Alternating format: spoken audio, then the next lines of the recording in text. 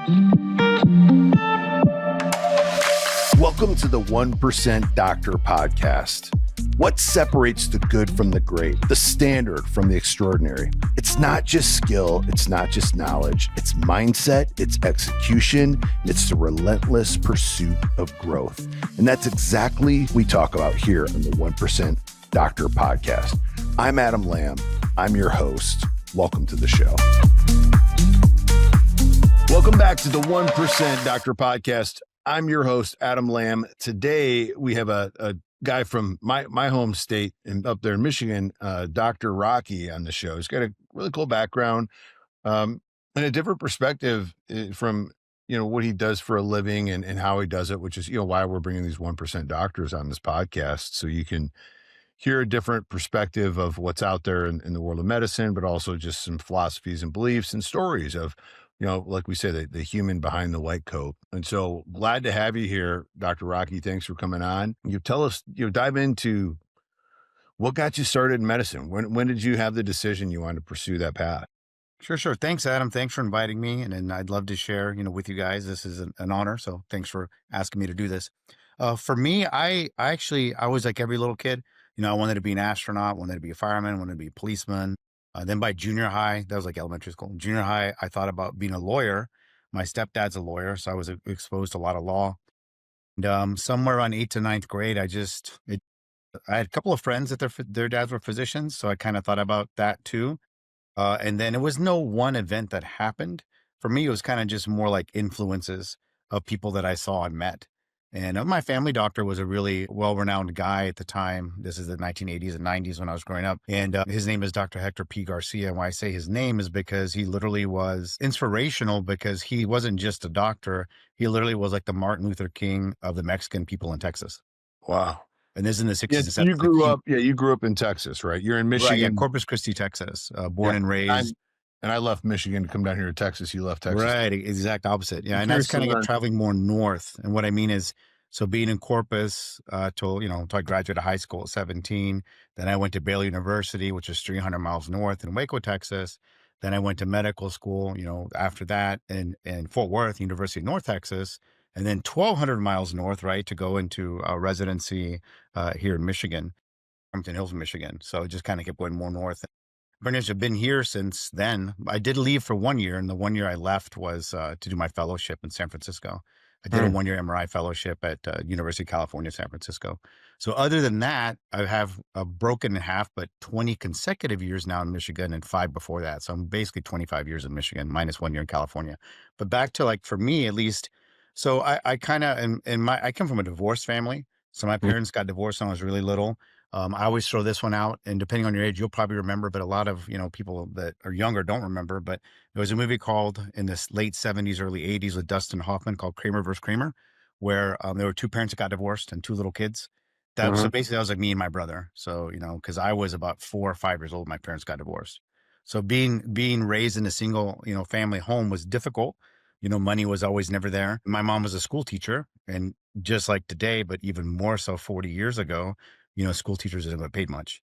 So, Right. We barely had enough to pay the bills most of the time. So anyway, so long short of it is that my mom encouraged me a lot and to stay, and get a higher education. She got a master's. Okay. So she wanted me at least to get a bachelor's degree, me and my brother. And literally, like, we have one community college in our hometown, and we have now Texas A&M Corpus Christi, which then was. Yeah, we were just talking about that because my son was talking about Texas A&M Corpus Christi. It's a great university. It used to be CCSU, which is Corpus Christi State University, but A&M bought it in the 90s. I don't remember when, could be 80s, but they bought it roughly 35 years ago. So anyway, I was going to say is that, like, my whole family, including my mother, her brothers and sisters, all my aunts and uncles, which all got bachelor's degrees. And it's funny, 4 of the 5 of them became teachers following my mom, who was the oldest kid. But anyway, my mom was shocked when I told her my senior year, I said, I want to go to Baylor University. And she's like, why do you want to go there? I'm like, well, because I want to be a doctor, and I can't go to Del Mar Community College and CCSU. I'll never get into medical school. I have to go, like, to a real university. I'm not putting down CCSU at the time. Yeah. I'm sure somebody did it, but it would just be a lot harder road than going to somewhere that's established. So when I told my mom that, she was like, well, I don't have money to pay for that. And I was like, oh, I've already got it taken care of. I already applied for financial aid. I had grants and scholarships. And she was like kind of shocked and said, really? And I'm like, yeah, That's cool.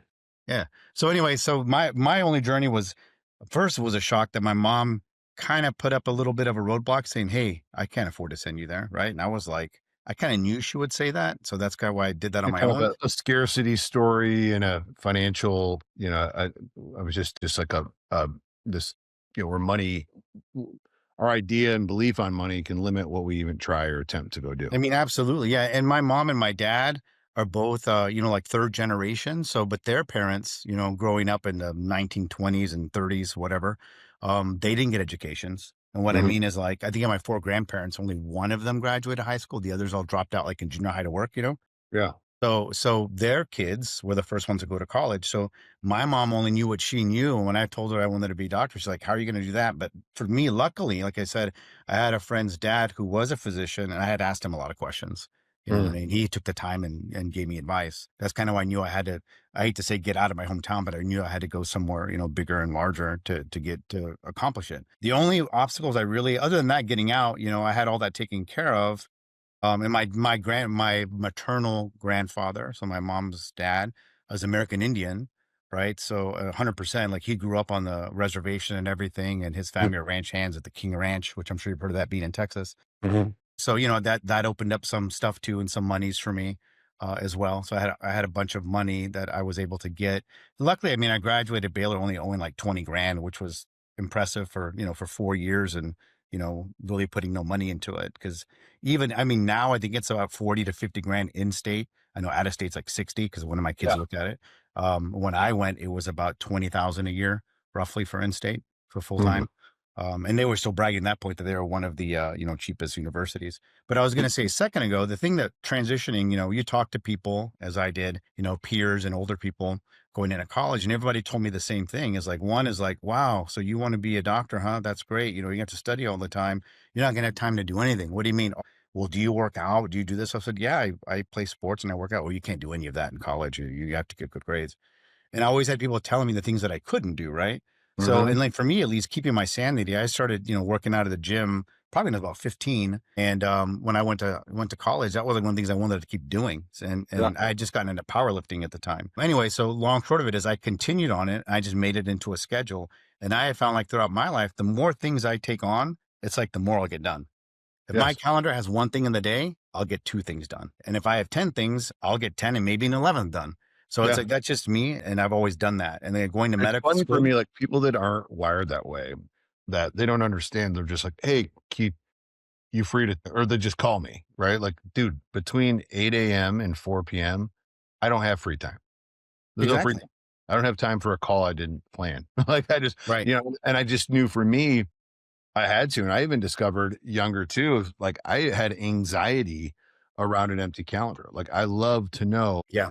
after you, I got to call the sales guy I'm going to hire. After that, I got to call with guy in one of my teams. After that, I got to call on a project to work. Like I had that, then I'm done with that. And then I got an hour to go get my daughter to, or go watch her basketball games. Like I know Hmm. exactly what I'm doing all day, and then it's like at 8 o'clock, I'm done talking to everybody, unless Yeah. you're you live in my house.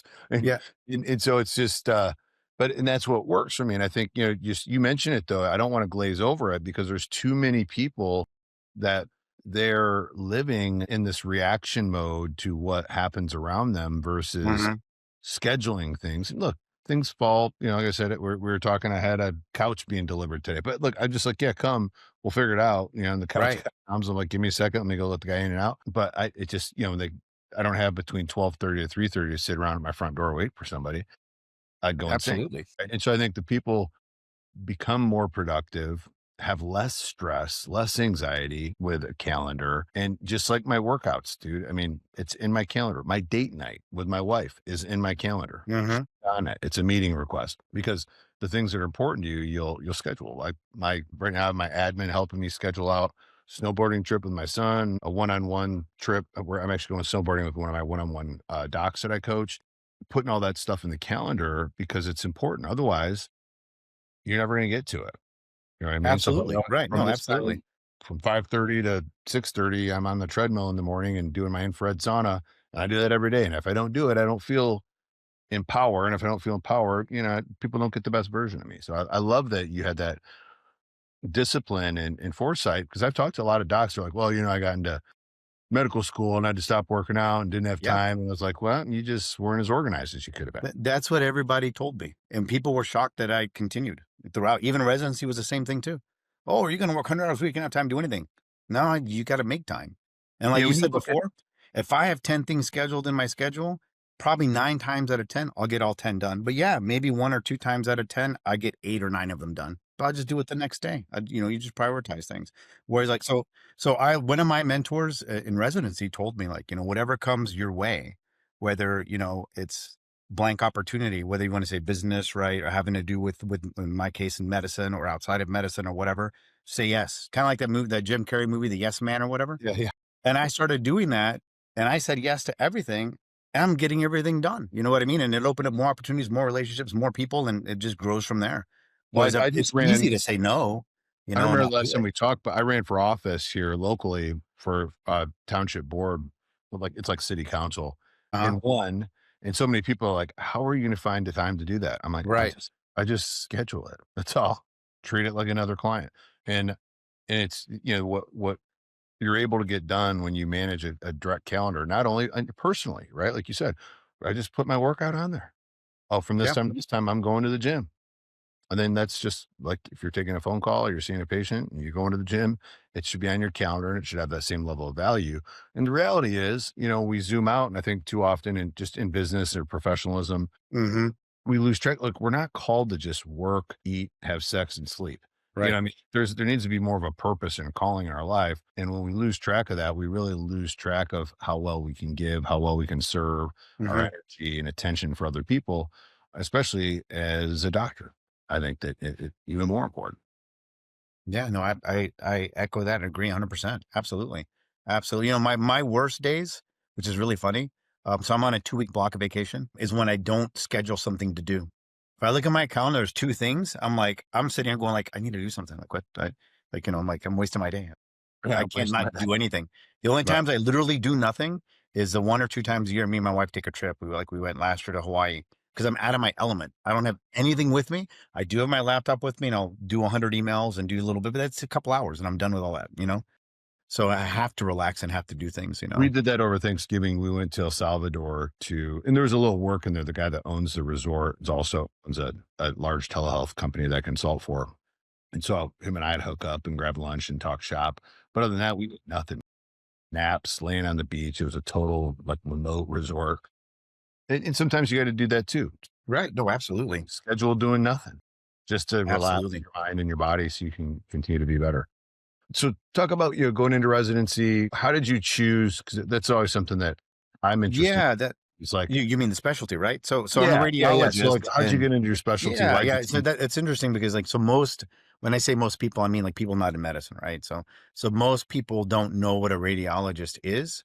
And I would say the only reason I knew what it was, I found out in high school, and that's simply because one of my friends' dads was a radiologist.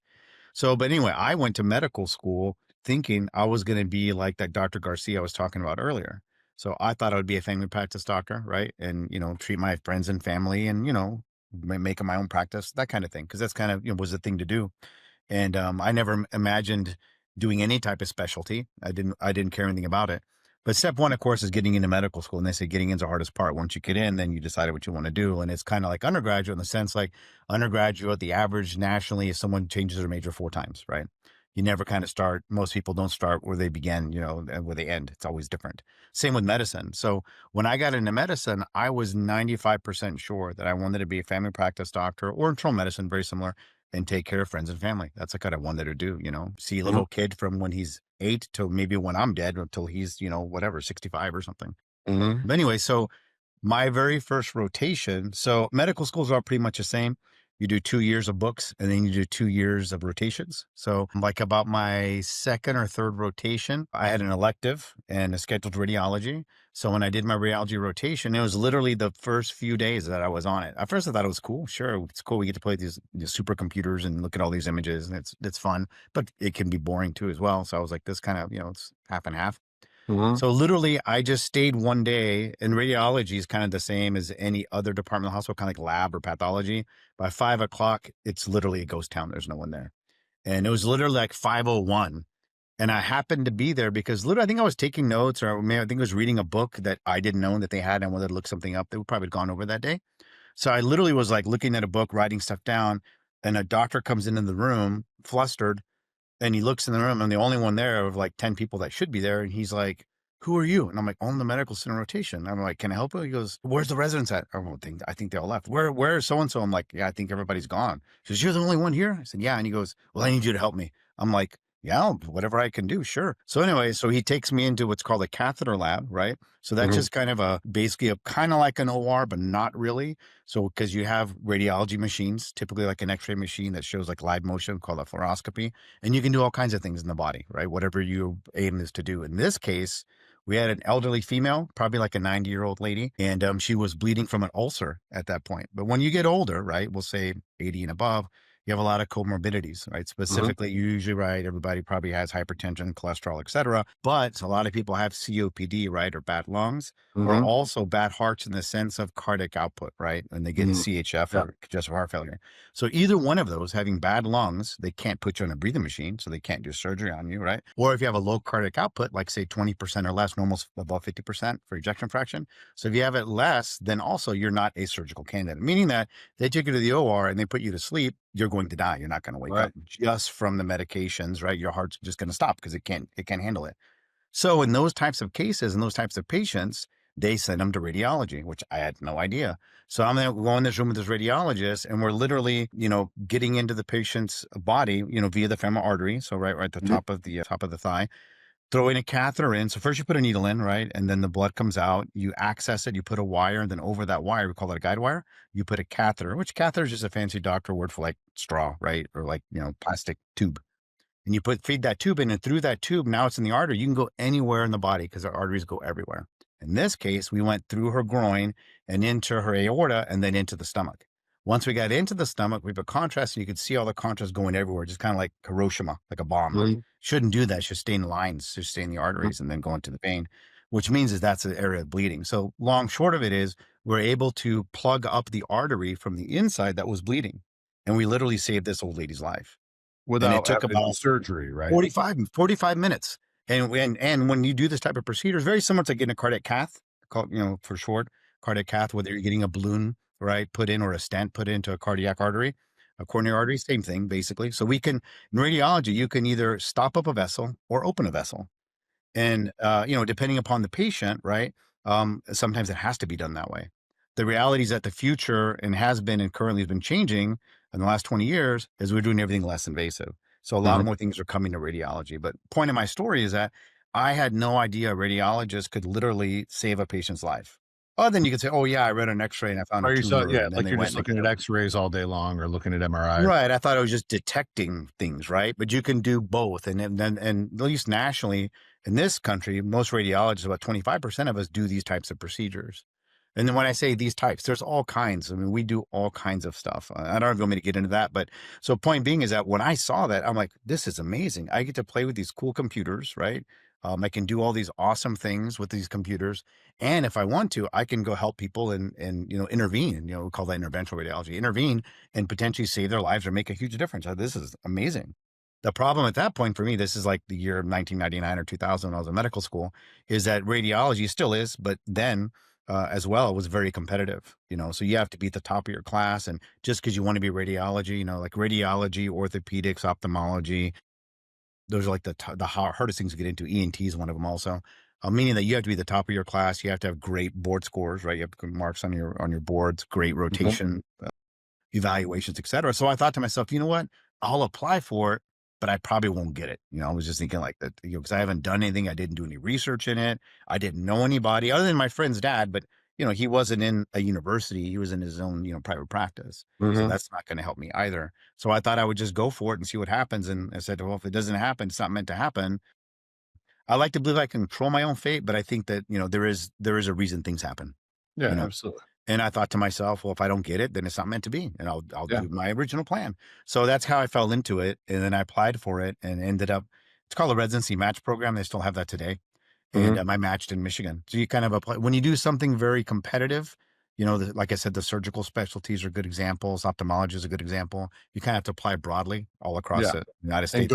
go where you get accepted. Yeah, I had a buddy of Exactly. mine, his Right. If wife. I had done family practice, I would have stayed in Texas. I probably would have been in Fort Worth or, maybe my hometown. Right. Exactly. So you kind of have to go wherever you get in.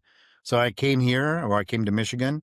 I had a good success in residency, in the sense that, I was chief resident. Usually if you're a really good resident, and have a little bit of leadership skills, they'll ask you to be chief resident. You don't just say, Mhm, I want to be chief resident. So they mhm. made me chief resident. That went very Sure. well. And that kind of was like my first, at least in medicine, my first time that I was actually doing something in leadership. And it Mm, kind of just kept going from there that's on the awesome. things that I did. Yeah, it was great. I mean, I So then, I love what I do. And did you bounce around? Have you been in the same organization? Like, yeah, talk a no, little I bit about, so like, yeah, as so you get, because I know, like you said, like in the beginning with docs, it's like you'll go wherever they'll take you, kinda, exactly. and Yeah, then, like, you get where you are, then, either A, you just love it and stay, or you start learning more about what's out there, or options, or groups, or, a lot of the docs I work with, especially, kinda get into business for themselves, like, they might open their own exactly. practice. Yeah. So I've been fortunate. So the bad thing I'd say about radiology, the only bad part, it's almost it's not impossible, okay, but it's really hard to say if I'm a new graduate, I can do it now because I've been working for 20 years, right? As a yeah, as a fully paid physician, not a resident, right? Because resident salary is like 1/5 of an attending physician. But yeah, I was going to say is that it's really hard to open your own practice in radiology in your own building. Reason being is because, just for example, if I want to buy a state of the art MRI to have in my building, which would be a good idea because that's one of the best things to build, an MRI. It's about 1.5 million would be a right. lower. A CT scan, one machine, 1.5 million. Yeah, and A then that's, like, multiple, it's like the cost of 400,000. So point being is that even if I got a location that was, I don't know, a failed business office or even a family practice office that had little rooms and everything, right? And it was turnkey, I still got to put the machines in, right? So I got to buy yeah, a your building for return $10 on million. investment, it just I got takes to a buy long. $10 million of machines, right? Just to sustain me. And now I have my office open. This is what I'm saying. This is kind of the part against it. So you're talking minimum, probably 15, maybe 20 million to do my own practice, right? Right, and then it's But like, how long secondarily then is recoup getting the referrals. it takes to recoup. Exactly. So that's why most people in my profession, radiology, you really only have two choices. A, you work for a hospital, or B, you work for a private practice group. Something's already established. And the difference is, like, practices have been around 50, 60 years, is they did all of that in the 70s and 80s when the machines were cheap, right? And it's like buying a car. They just keep upgrading them. And you build the brand in the area, your Exactly. XYZ hospital, XYZ doctor Exactly. group, Yeah. and it's easier to find the flow. I've seen that. I've been interested in that business of, radiology businesses. Like, you just see them where it's Hmm. like, well, that they're owned by a doc, but, like, and it's marketing. I mean, they got, like, salespeople going out to try to get as many people to send Referrals. stuff Exactly. their Right. No, way. Yeah, without the the referrals, you're referral. dead, because the Star Clause passed in 2006. And you can't, it's for every doctor, but there's no self referrals. So, Right. like, for example, I can't, if I did have my own, and radiologists can have clinics if they want to, right? Yep. There's usually the interventional radiologist.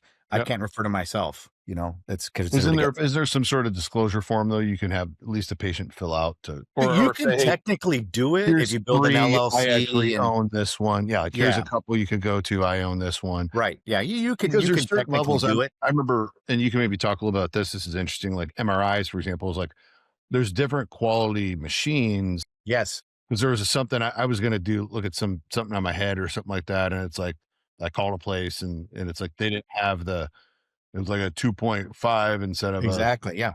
Yeah, Right so, on. like, Right on. talk a Yeah. little bit about, talk a So little bit so about. MRI, and I don't mind talking about anything in radiology because obviously that's what I do. And I don't know your prior podcast if you've had radiologists on before, No.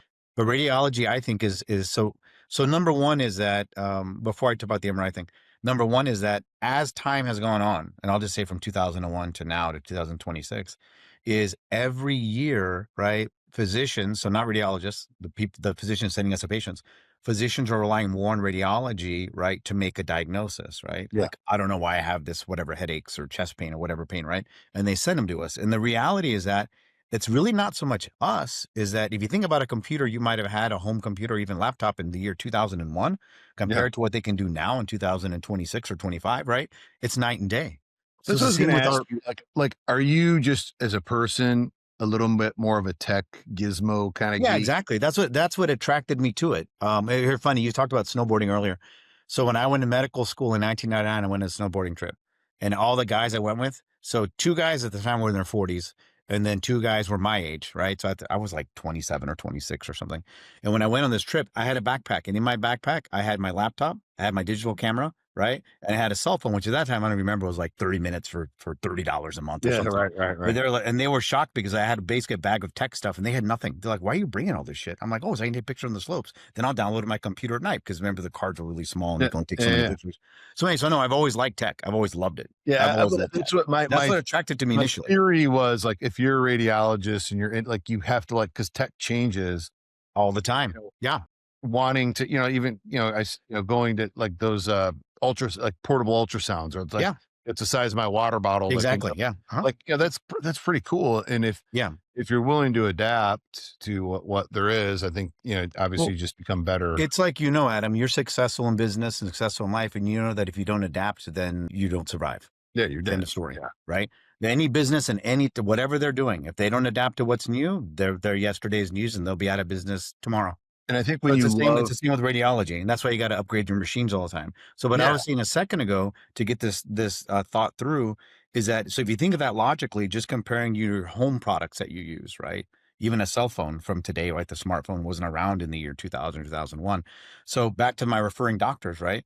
Is now because our machines are so good, the pictures are better. Because mm, our pictures are better, we can see things we didn't used to be able to see. And because we can do that, I can make now diagnoses I couldn't make.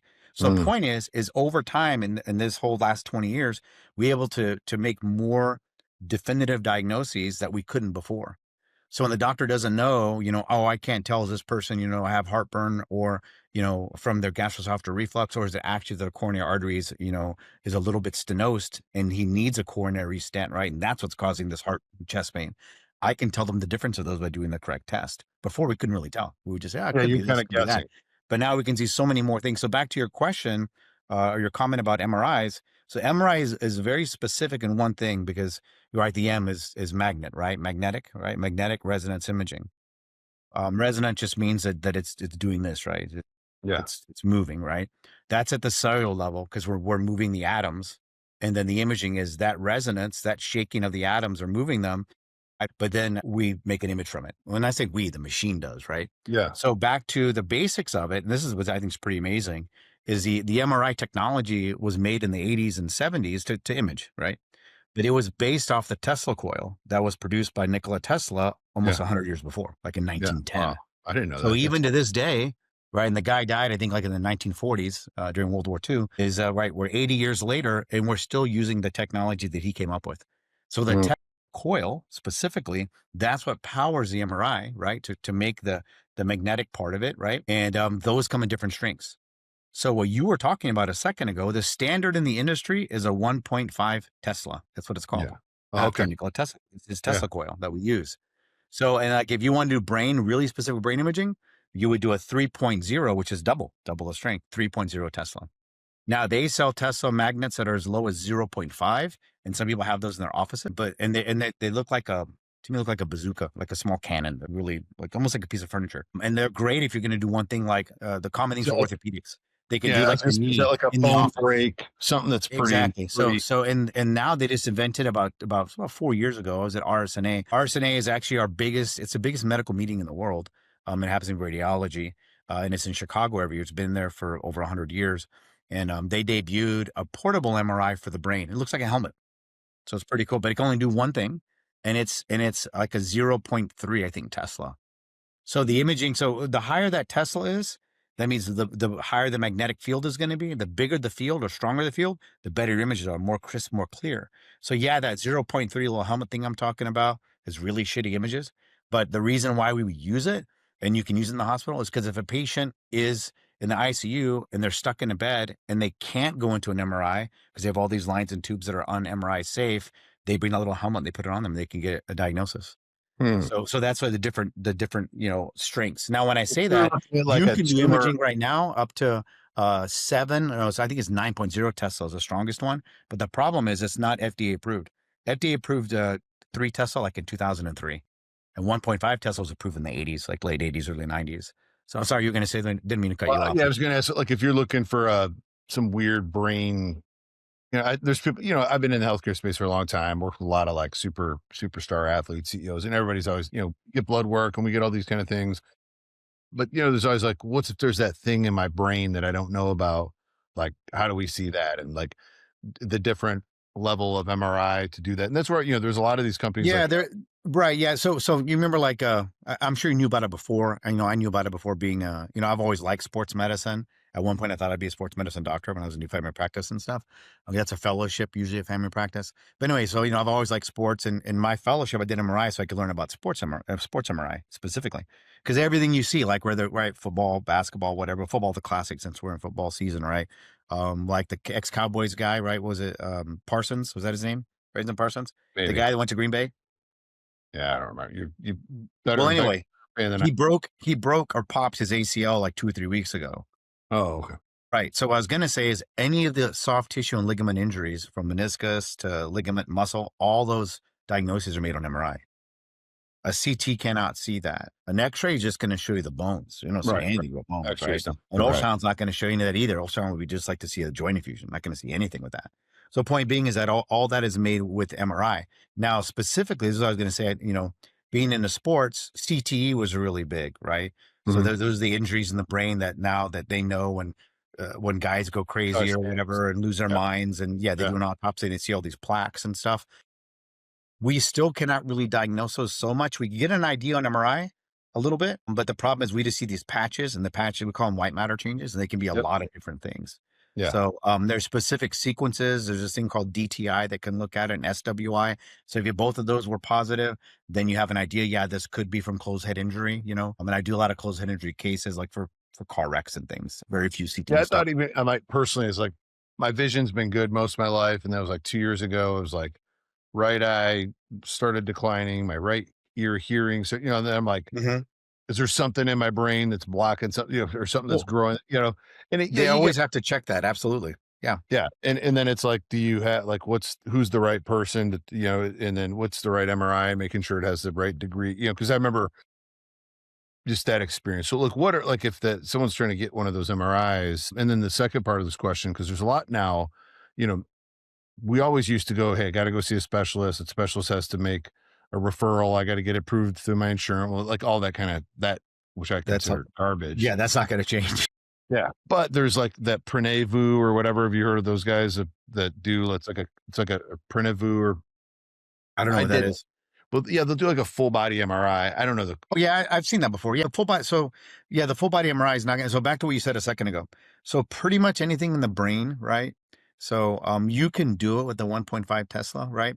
But you might miss a dot. So, what I mean is like, now I don't want to say tumor, but an abnormality that's say like the size of a freckle on your skin, right? Yeah, Like 2 or 3 millimeters. You're not going to see that with a 1.5 Tesla. so you need So a. now everything, as you can imagine, in the eye, right? The whole even with hearing too as well, everything that all the parts and all the anatomy, the semicircular canals, inner ear, middle ear, all that stuff. I'm same with the eye.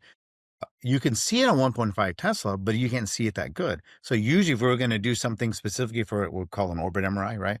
Or Mhm. even for the hearing internal auditory canal MRI, we would do Yep. that on 3 Tesla because you can see it so much better. And Mm. all these structures I'm talking about are literally 1 to 2 millimeters anyway. They're really small. An Yeah, optic yeah, and nerve is that's 4 or 5 millimeters in width. It's tiny. well, and Exocular muscles are all less than 5 millimeters. one of the other challenges too is like, and this is just, I'm coming from a patient perspective, but with a No, little bit absolutely right. of knowledge to be dangerous. But if Dr. Joe believes this is the problem and he's like, hey, order XYZ type MRI because we're looking for X, Right. how often but maybe it is that freckle and you Right. miss because it's a Right. 1.5 versus, because that's the challenge, I think, with the, And that so yeah, so that gets very specific. And I think the difference would be on your scenario, and I'm plugging in variables you didn't say because to make it make more sense to me, would be that I'm going to make Dr. Joe a general doctor. So what I mean by general, right? So is we kind of break it into primary care, right? And then Mhm. specialties, right? So primary care, classic, right? Family practice, internal medicine, Yep. ER, an OB in pediatrics. So your classic 5 primary cares, which your family doctor is going to be one of those, right? And Yeah. your family doctor is not necessarily going to know. So he or she may order, right, a 1.5 Tesla MRI on you, you go get it, right? Now, if you went to, and it shows nothing, then it's up to him or her to say, well, you know what, you're still having your eye problem, or you're still having your ear problem. I'm going to send you to an ENT doctor, or I'm going to send you to an ophthalmologist, or maybe a neurologist, right? There's neuro-ophthalmology too. And they will be like, well, I looked at the MRI report. It's a 1.5 Tesla. I'm going to send you for a more specific test. Because when you do like an infra auditory canal, that means the whole temporal bone here for your hearing apparatus, we just image this, just that one spot. And we image it at sub-millimeter slices. Whereas a normal brain MRI is like 3 to 4 millimeter slices. Right. So in other words, it's 10 times that thinner. thing could be right in that slice that Exactly. And you would miss it in the slice selection. Yeah. But that's what a specialist knows in any respective specialty versus someone in a general doctor, or what I would call, again, primary care. It's like when you go into the ER, we jokingly say, and I don't have to offend any ER doctors that might listen to this, we call the ER doctors, right, the jack of trade, master of none. Because you have to know everything. And if you're going to know they're dealing with everything, a you drunk can't guy, know or the they're dealing details of everything. You just know yeah. the notes.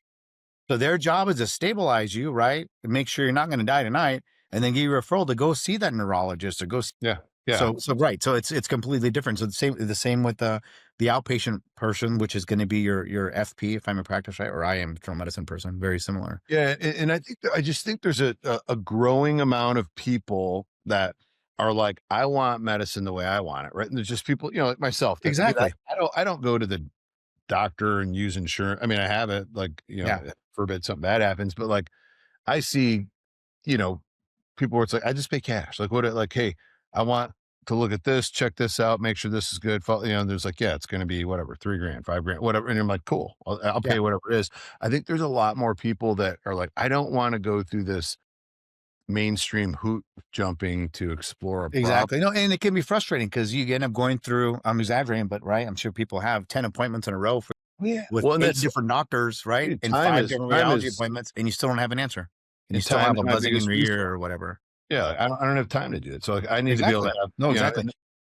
There's a lot of that. I think I'm seeing. You look at like Tony Robbins has a company he's involved in called Life, and there's some of these other companies too that it's like they're going to come in and run the full gamut. We're not reaching out to insurance for pre-auth. There's a cash price. We're going to do all this stuff. Right. We're going to check, head to toe everything we could possibly check. And someone might pay $25,000 for that. But if you're $1 million plus a year earner, and it's like, hey, I want to stay in the game for the next 20 years. I don't want to die. I don't have a problem. I want to just make sure a problem doesn't happen. So I see a lot of those. And I think radiology is a great place to.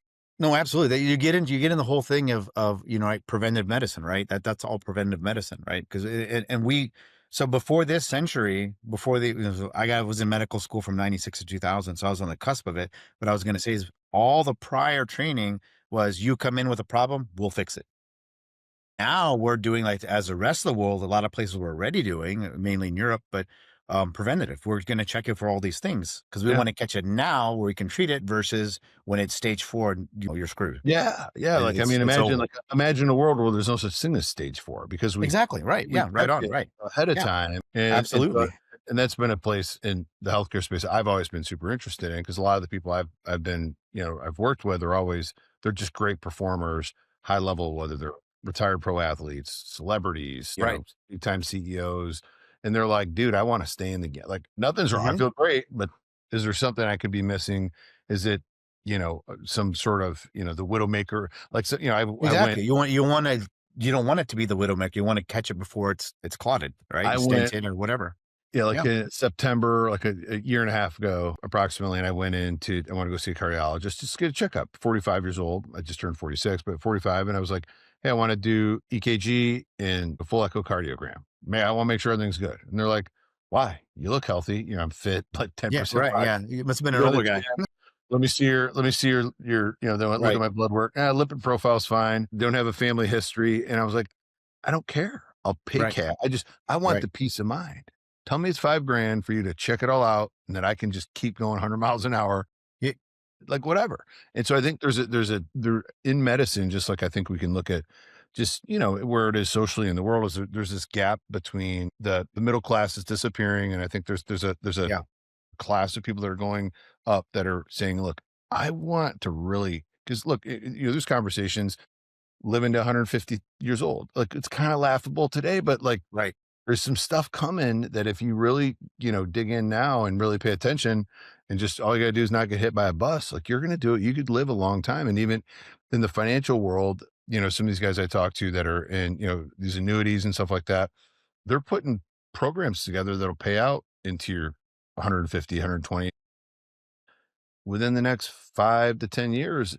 The kind of the joke in my world in the longevity space is if you can live the next 10 years, you can live another 100 years, right? Because there'll be things out there. Now, I don't know, Right. but as we see this change and pivot, so, and that's where my mind goes. And I'm thinking that, as I talk to different folks like you in different specialties of like, where's this going and where can something kind of be created around that space to facilitate it? Because there's, I just, a lot of people will pay a lot of money to make sure that they don't have any surprises. They can't afford a health surprise.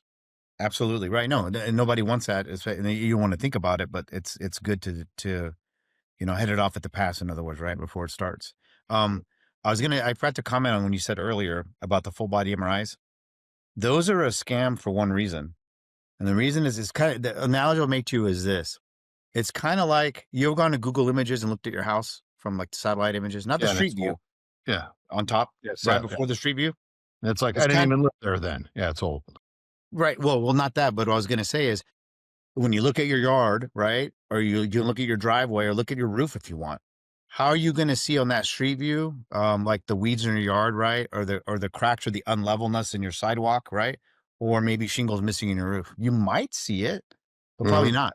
That's the way these MRIs are done, because what they'll do is, like I said before about doing like your temporal bone in your ear, how we do like millimeter slices, right, sub-millimeter, Yeah. right? We just image just one part and that's it.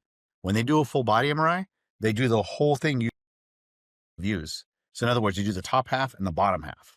Mhm. And because the pictures are so big, the resolution sucks. So you Uh, can't see anything unless it's probably the size of like a golf ball. yeah.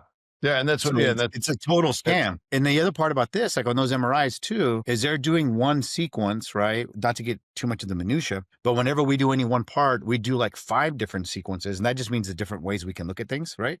And we also might give you an injection, which is called contrast, which I'm sure you got on your studies, right? The IV injection, Mhm. which if there is a tumor as small as say 4 millimeters, it'll light like a pea, it'll light up with this contrast. Otherwise you don't see it. These other scans, like we're talking about, it's half of your body and they don't even give you contrast. So maybe I could see the pea if they caught it by luck on that one slice, but they're not even giving you contrast. I'll never even see it. So Mm. you're only going to see big stuff. So it's a total Yeah, I mean, scam. I did one just to try it out. And I think that the people thought I could send them a lot of people. I just don't know enough about it. But it was a over hour long. You're in there. I watched like a whole like a movie on Netflix. I have a TV Right. and On average MRI, so like I talked about doing your ear or whatever, or maybe when Mhm. you did your brain, you had this. Most MRIs are about half an hour for one body part. Right. Right. So in other words, if I was going to do every part of your body with just a general, we used to do this in one place I worked. It's about 14 MRIs. It's about 4 hours worth to do it the Yeah. right way. Wow. Hmm. To do what you're talking about, that's just still that's your, again, your Google satellite view. You're just kind of Yeah, getting no, an that's a great overview. analogy. It's a great analogy. Yeah, Yeah. I mean, it's interesting, and that's the part, and this is why bringing guys like you on the podcast just help people. Just you don't have a dog in the fight necessarily. You just have wisdom to Yeah. share and experience, a lot of experience, to do it. And so I mean, this is super valuable. It's something that interests me, and it's amazing again how many guys I have. They're like, "Hey, is there a place I can go and get my?" And I'm like, I don't know enough, it's made me think of like what's can you buy in could buy a maybe a radiology clinic that's not doing real well and turn it into like a high-end cash. Well, that's been tried. This was funny. Is that I want to say it was coming out of COVID, so about 4 or 5 years ago, 2021 ish. Walmart actually did that. Hmm. Walmart was going to go national. How they have the optometry, like in every place you can get glasses, right? And you get Yeah, an yeah, optometry yeah. exam. They were going to do the same with radiology. They were going to do X-ray, CT, and ultrasound, and they did it in a few locations in the United States, and they lost money and abandoned it. Hmm. So when I Interesting. thought Walmart was going to do it, I thought they'll find a way to make money on it. And when Well, and I Walmart fell also think through, Walmart's not their customers for us, maybe like a Gucci or Louis Vuitton or yeah, like, I just think it's from a yeah, caste model. right. If you're going, And that's what they were doing. I think there's a Well, higher that's the other thing too. Not a hospital, any standalone clinic. And I don't know, you're in Houston, right? Aren't you yeah, like in North Houston? there's I lots don't know here. any of the places in Houston. Like I know the places here. I know the places in my hometown of Corpus, but like places that are owned by non-hospital, whether it's a physician, right, or a private equity group, which they Yeah. sometimes are, Yep. right? A lot of A lot of times, yep. private equity in radiology right now. You can call them and they'll say, "Yeah, we'll do an MRI of your brain, cash, $200." They'll do anything because they don't Yeah, care because they're going to get anyway. Like on average, right? Medicare, Medicaid, they're going to get like $100 max. It's not even be $100 for right. that same Yeah, MRI. so So they'll they'll do do one or the you for cash. the cost. Yeah, Yeah, absolutely. they'll just do cash, but are they looking at the right thing? Do they not, there's just some of that No, is but it that's still no. Those places, I'm telling you though, all of those are read by a board certified radiologist. yeah. You're not going to have the dude in the secretary in the front or the technician putting you in is going to give you an interpretation. That's not Didn't going to see happen. it. Yeah, I don't think I saw much. Well, I wanted to say this to you when you talked about Widowmaker and all that. I don't know what your cardiologist did, and you can take this off if you want to. I was going to say just for Yeah. you need to get a CTA coronary study. So what that is, literally a CT scan just here of your heart and nothing else. And they give you a contrast injection and it shows all the blood vessels. It is the equivalent of, if not better than, a lot of reports say it's better now with the newer CTs, better than a catheter angiogram. So Wow. that will show you all the vessels of the heart, we just in general call them coronary vessels. That'll Yeah. show you all the coronary vessels. The Widowmaker's LAD, left anterior descending artery, and it'll show you whether or not you have any disease in it. That is the best thing to do. The next best would be a nuclear medicine cardiac stress test. We call them MyoView test or Yeah. SysMIB. I don't know if you had that. We get on the treadmill and you're running and they're Yeah. monitoring you and stuff, and Yep. then they inject you and then you rest. That one's pretty good too, but because it's a physiologic one, right? Because in Yeah, other words, like I think for me, it's like, I don't have a familial history. I don't have any yeah, me fears either. from Yeah, chest pains. No, no, I don't right. know. But I'm just But like, if you wanted to, I'm saying that's what you would need yeah, to clear your heart. You would need a CTA of your coronary arteries. Has to yeah, be a and CTA. A stands for angiography, which means vessels. yeah, Yeah, and that's just so where you know. that's what interests me though is like, there's I know they exist. There's companies out there that's like, hey, it's 100 grand, and we come in and do the soup to nuts version of the MRI, the CT, like just those guys. It's like, hey man, if I'm a worth $100 million, 20 million a year producer, I'm XYZ of CEO company, like Right. I, I can't afford it. I don't want to die of a heart attack at 50. Right. The other thing that you can do if you have not, and I'm sure you got all this covered. I'm just throwing it out there because a friend of mine told me Yeah. about this, and I haven't done it, but I'm considering it.